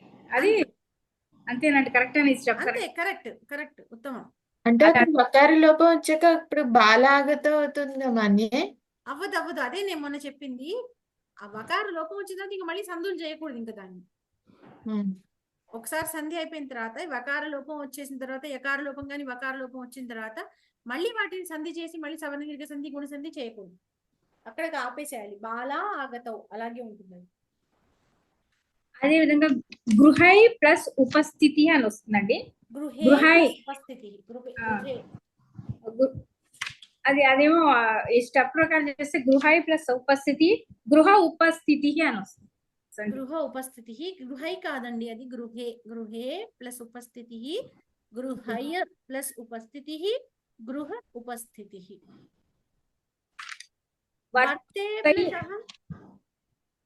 వర్తై యా వచ్చి కింద హలంతరాలు వస్తుంది, అంటే స్టెప్స్ వేసిన తర్వాత. ఒక నిమిషం చూడండి, ఏత్వానికి ఏం పరమైంది? అకారం వస్తే అక్కడ అసలు మనకి యాంతవాంతాదేశ సంధి అవుతుందా? ఏత్వానికి అకారం వస్తే పూర్వరూప సంధి అవ్వాలి కదా. అవునండి. సో ఇక్కడ మనకి ఇది యాంతవాంతాదేశ సంధి అవ్వదు, వర్తేహం అవుతుంది పూర్వరూప సంధి అయ్యి. ఓకేనా? ఇప్పుడు తప్పిచ్చాడు ఇది యాంతవాంతాదేశ సంధి కింద. మొన్న మొన్నటి పాఠంలో కూడా ఒకటి ఇలా వచ్చింది కదా, అలాగే ఇది కూడా అయింది.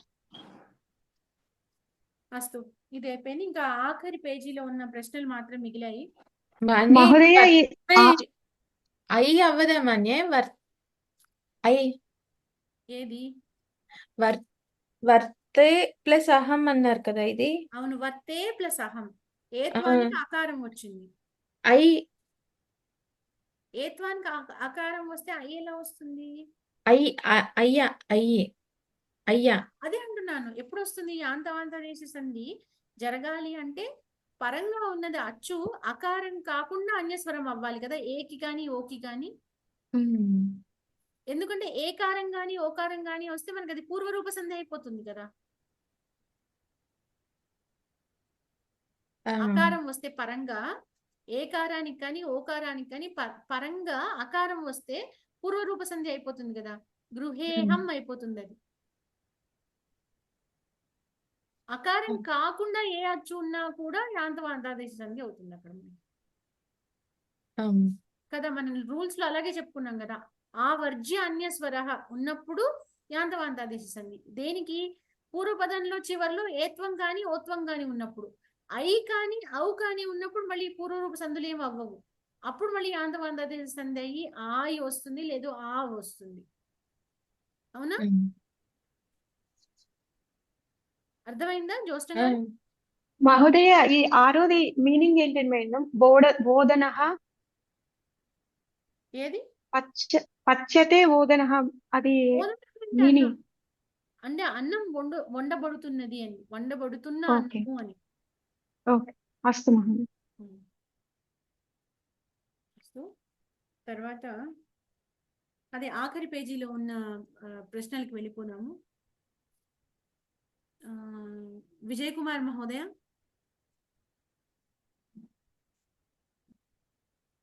విజయ్ కుమార్ మహోదయ, ఈ కింది వాక్యములు సరైనవో కావో తెలపండి. సికతాభ్యః తైలం ప్రాప్తుం న శక్యతే. అంటే ఏం చేయాలి మేడం ఇది? సరైనదా కాదా? True or falls? ట్రూ శుద్ధం వా అశుద్ధం వా? ట్రూ. ట్రూ, శుద్ధం. జరా వ్యాఘ్రీ ఇవ పరితర్జయతి. ట్రూ అండి. ట్రూ. రోగాః సుహృదః ఇవ భవంతి. ఫాల్స్. ఫాల్స్. ఎలా ఉంటాయి? శత్రవః శత్రవ ఇవ. శశస్య విషాణః భవతి. కుందేటికి కొమ్ము ఉంటుందా? ఉండదు, రాంగ్. ఉండదు, సో అశుద్ధం. శశస్య విషాణః న భవతి. తర్వాత భరతః రాజ్యం ఐచ్ఛత్. నా ఐచ్ఛత్ ఉండాలి. నా ఐచ్ఛత్, సో తప్పు. ఓకే, ఉత్తమం. తర్వాత ఈ కింది వాక్యాలను సంస్కృతం. మూడోది ఏంటి మహోదయ? అర్థం కాలేదు. రోగాః, రోగములు సుహృదః ఇవ భవంతి అంటే సుహృదులు అంటే మిత్రులు. మిత్రుల వలె. సుహృత్ అంటే మిత్రుడు. మిత్రుల వంటివి రోగములు. మిత్రుల వంటివా? శత్రువుల వంటివి కాదు. రోగాః శత్రవః ఇవ. మనకు అందులో ఉంది కదా, పరితర్జయంతి. వ్యాఘ్రీవ తిష్టతి జరా పరితర్జయతి. ఆ సుభాషితంలో రోగాలు శత్రువుల వంటివి అని చెప్పారు అక్కడ. సరే, ఈ కింది వాక్యాలను సంస్కృతంలోకి అనువదించండి. రాంబాబు మహోదయ. మీ చేత చిత్రము మీ చేత చిత్రం చూడబడుగాక. భవద్భిః చిత్రం దృశ్యతాం. ఉత్తమం. దృశ్యతాం. గాక అని వచ్చింది అంటే ఖచ్చితంగా అది ఆజ్ఞార్థకం. తర్వాత జనులచే సేవ చేయబడుగాక. జనైః సేవాం. ప్రథమ విభక్తిలో రాయాలి సేవ. జనైః సేవా క్రియతాం. జనైః సేవా క్రియతాం. నీ చేత కథలు చదవబడుగాక. త్వయా కథలు. కథాః కథాః పఠ్యతాం కథలు కథాః కదా పఠ్యంతాం పఠ్యంతాం త్వయా కథాః పఠ్యంతాం పఠ్యంతాం. ఉత్తమం మహోదయ. తర్వాత శైలజ తుమ్మలపల్లి గారు. కుక్కలచే ఇల్లు రక్షించబడుగాక. ఎవరిని నన్నేనా అండి? మీరే మహోదయ చెప్పండి. Okay okay. శునకైః గృహం రక్షతాం. శునకైః గృహం రక్షతాం. అందరిచే నిజం చెప్పబడుగాక. సర్వే అని చెప్పాలా? సర్వై అందరిచే తృతీయ విభక్తి. సర్వై సర్వైః అంతే కదా. సర్వైః సత్యం. సర్వైః సత్యం ఉక్తవాన్ అనాలా ఏమనాలి? ఉచ్యతాం. వచ్ ధాతుకి ఉచ్యతే అన్నది మనకి కర్మణిలో. వచ్చరా అండి ధాతువు? వచ్ ధాతుకి ఉచ్యతాం అవుతుంది. Okay okay. ఉచ్యతాం. లేదు కథ్యతాం కూడా చెప్పచ్చు మనకి, అది ఒకవేళ ఈజీ అయితే. కథ్యతాం ఏంటండి? కథ్యతాం. కథ్యతాం. ఓ కథ్యతాం. ఓకే. ఉత్తమం. ఈ కింది ప్రశ్నలకు జవాబు రాయండి. ప్రకృతి భావం అంటే ఏంటి? ఎస్ఎస్ రావు మహోదయ చెప్తారా? ప్రకృతి భావం అంటే ఏంటి? సంధి జరగడానికి అన్ని లక్షణాలు ఉన్నప్పటికీ సంధి జరగకపోవటము ఉత్తమం. ప్రకృతి మహోదయ. సంధి జరగడానికి అన్ని నిమిత్తాలు ఉన్నప్పటికీ కూడా సంధి జరగకపోవడం ప్రకృతి భావం. అలాగే రెండోది కూడా చెప్పేసేయండి. రాజ ఋషి అనే పదంలో పూర్వపదం యొక్క ప్రత్యేకత ఏంటి? రాజర్షి పూర్వ పదంలో హ్రస్వం ఉంది. మామూలుగా మనం విడగొడితే ఏమొస్తుంది అది యాక్చువల్ గా?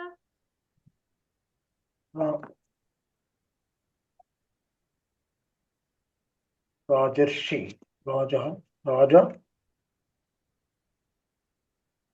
రాజా ప్లస్ ఋషి అని దీర్ఘం రావాలి. అయితే ఋషి సంధి అయినప్పుడు ప్రకృతి భావం అయినప్పుడు దీర్ఘం హ్రస్వమై రాజ ఋషి అవుతుంది. హ్రస్వం వస్తుంది. రాజా ప్లస్ ఋషి. రాజా ప్లస్ ఋషి అని ఉండేది పూర్వపదంలో అది హ్రస్వం అయిపోతుంది. ఉత్తమం. సో ఈ విధంగా మనకి 8వ పాఠం అయిపోయింది. ఏమైనా సందేహాలు ఉంటే అడగండి, లేకపోతే ఇవాళకి ఇక్కడ ముగిచ్చేద్దాము. మళ్ళీ శుక్రవారం రోజు మళ్ళీ క్లాస్. మహోదయ ఇప్పుడు సెకండ్ క్వశ్చన్ లో జనులచే సేవ అన్నప్పుడు సేవ అనాలా ఇంకా అది ప్రాక్టీస్ మీద సేవ స్త్రీలింగ శబ్దం. స్త్రీలింగం. అది పుల్లింగం అనుకోండి. ఓకే.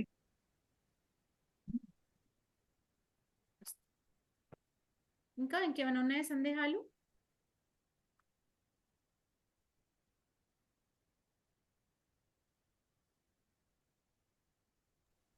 నిధయ అంటే ఏంటి మేడం? మహోదయ చెప్పండి మహోదయ. ఇందులో సంగ్రహ విషయాల్లో నిధయ అన్నారంటే ఎక్కడండి? చూస్తాను, ఒకసారి ఓపెన్ చేస్తాను. Page number 161 madam. నవ నిధయ అన్నయ్య అన్నారట. నిధయ అంటే ఏంటండి? నిధులు. నవనిధులు. నిధులు అంటే ఇదిగో అమ్మలు ఆడుకుంటారా ఇద్దరు? అన్నపూర్ణ గారు మ్యూట్ చేసుకోండి అమ్మా. నిధులు అండి, అవి అష్టసిద్ధులు నవనిధులు అని మనం చెప్పుకుంటూ ఉంటాం కదా. అష్టసిద్ధులు చెప్పినప్పుడు వెంటనే నవనిధులు కూడా చెప్తారు. అంటే ఇవేంటండి? ఏమైనా అంటే ఇవి చాలా ప్రెషియస్ అని చెప్పడానికి ఇవి చెప్తారు. ఇవి ఎంతో ఎంతో ట్రెజర్స్ అన్నట్టేనా? Exactly treasures. వెంకటేశ్వర స్వామికి వాళ్ళకి ఇలా ఉంటుంది అని చెప్తారు కదండి. అవును. ఒక్కసారి చదవరా మహోదయ. మహాపంకః పద్మః మహాపద్మః పద్మః శంఖః మకరః కచ్చపః ముకుందః కుందః నీలః ఖర్వః. ఓకే. ఇవి అంటే ఇవి ట్రెజర్స్ లాంటివండి. భగవంతుడికి ఉండే నిధులు, అష్టసిద్ధులు నవనిధులు ఇవన్నీ అవన్నీ అంటే ఇవి ఉన్నాయి అంటే వాళ్ళు ఎంతో ఐశ్వర్యవంతులు అని అర్థం. భగవంతునికి అయితే మామూలుగా ఉంటాయి ఇవి. అంటే అలంకారాలు లెక్క అండి భగవంతుడికి. అలంకారాలు కాదనుకుంటాను. ఒక్కసారి నేను చూసి చెప్తాను ఆహా, ఆయన మహోదయ. he wants all these properties and meaning అనుకుంటా. అదే అవి ఆయన ట్రెజర్స్ అవి. అయితే అంటే వాటి ప్రామినెన్స్ ఏంటి అనేది ఒకసారి నేను చూసి చెప్తాను మహోదయ. ఒకసారి సరే. నాకు కరెక్ట్ అవి ట్రెజర్స్ అని మాత్రం నాకు తెలుసు. అయితే ఎందుకు అవి అంటే వాటి ప్రామినెన్స్ ఏంటి అనేది ఒకసారి అష్టసిద్ధులు నవనిధులు అని ఒకసారి కలిపి చెప్తూ ఉంటారు. బట్ అది ఏంటి అనేది ఒకసారి నేను చూసి నేను నెక్స్ట్ క్లాస్ లో చెప్తాను. నీలహ తర్వాత ఏమిటండి? ఖర్వహాయేనా? ఏది? నీలహ తర్వాత నీలహ ఖర్వహ. ఖర్వహ కదా. ఖర్వహ. నేను ఒకసారి చూసి చెప్తాను ఈ అదే నవనిధులు. సర్వహ అన్నట్టు వినబడిందండి, డౌట్ వచ్చింది. లేదు ఖర్వహ అని. ఖర్వహ. అణిమాంతి సిద్ధులు వంటి వినండి. అణిమాది అష్టసిద్ధులు. అణిమ గరిమ లగిమ మహిమ అవన్నీ అష్టసిద్ధులు. ఇవి నవనిధులు.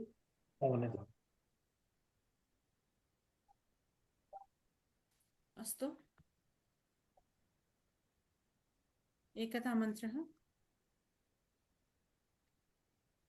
యం వైదికా మంత్రదృశః పురాణాః ఇంద్రం యమం మాతరిశ్వానమాహుః వేదాంతినో నిర్వచనీయమేకం యం బ్రహ్మ శబ్దేన వినిర్దిశంతి శైవాయమీశం శివైత్యవోచన్ యం వైష్ణవా విష్ణురితి స్తువంతి బుద్ధస్తథార్హన్ ఇతి బౌద్ధ జైనాః తచ్శ్రీ అకాలేతి చ సిక్ఖ సంతః శాస్తేతి కేచిత్ ప్రకృతిః కుమారః స్వామీతి మాతేతి పితేతి భక్త్యా యం ప్రార్థయంతే జగదీశితారం స ఏక ఏవ ప్రభురద్వితీయః.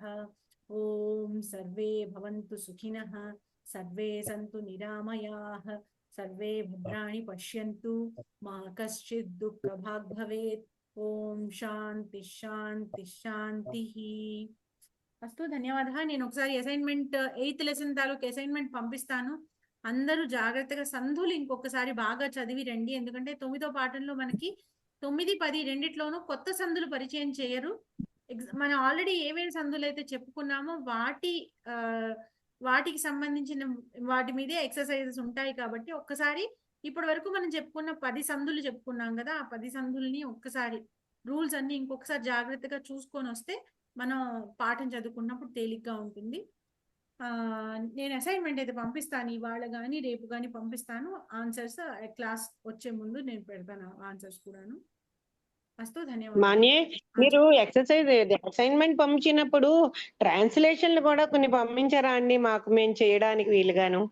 తెలుగుది సాంస్క్రిట్ గా చూద్దాం.